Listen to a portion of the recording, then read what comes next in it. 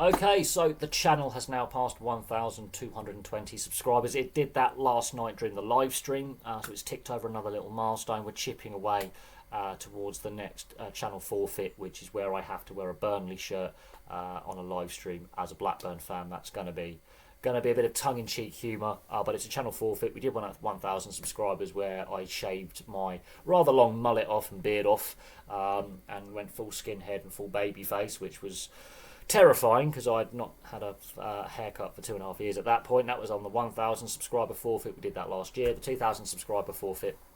I've got to acquire a Burnley shirt and do a live stream with wearing the Burnley shirt. So that's going to be a bit of humour, a bit of fun. But the channel itself is trending in the right direction. The view counts are the highest they've been since 2019. The watch hours is the highest they've been since 2019. The rate of growth is the highest it's been since 2019. So all pre-pandemic. It's been a bit of a grind the last 3-4 years of slower growth, but the growth has accelerated in the last few weeks. View figures from around the world are fantastic. A lot of support from Australia, a lot of support from New Zealand, and of course the UK. Canada and the US, I've got some really good support from Canada and the US, but the view figures are a little bit down on where they have been before.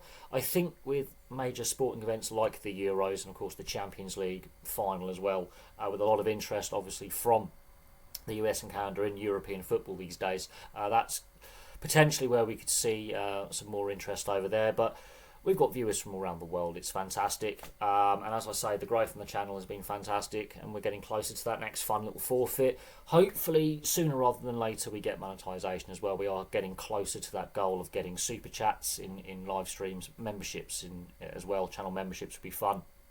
And potentially a merchandise shelf. Got some ideas floating around in the noggin. And of course, we've got some major sporting events to look forward to. So later today, in about 2 hours' time, we have the FA Cup final kicks off at Wembley between Man United and Man City.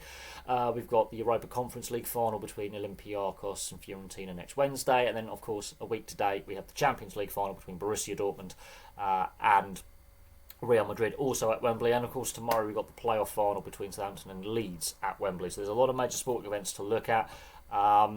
We could see some more shock wins in the other European finals as well. While Atalanta play a certain style of football, I think that was a little bit unexpected how easily they beat Bayer Leverkusen earlier this week. And could Olympiacos pull off a shock against Fiorentina? Could Borussia Dortmund pull off a shock against Real Madrid? They're interesting permutations. A couple of weeks' time, we've got the Euros kicking off in Germany. Put a poll up on the channel. I just gave a list of nations. And a lot of people seem to think that England can potentially win this year's Euros. I don't think so. I think it's going to be an underdog. I think it's going to be a surprise winner, potentially a first-time winner that we see at the Euros in Germany. And of course, the Olympics in Paris. A lot of talk about the Olympics in Paris. And security operations, the cost, and whether it's actually going to be one of the better Olympics that we see. The French government spent a lot of money on it, so that's going to be really interesting. Some of the stories that come out of the Olympics later this summer. We've got the IIHF World Championship finals taking place tomorrow as I'm recording this video. Might give that a watch. It depends. We'll see how Canada do in their semi-final. That's going to be very, very interesting to see who wins in that final. Some two really evenly balanced semis today. And then, of course, we've got the start of the next football season in come August. So, things really go quite quickly. Of course, the NRL, it's state of origin period now in the NRL. So we've got the women's state of origin's already started. The men's state of origin is going to be soon. A lot of injury concerns, so the NRL content is going to continue. We've obviously got it middle of the Indigenous round right now.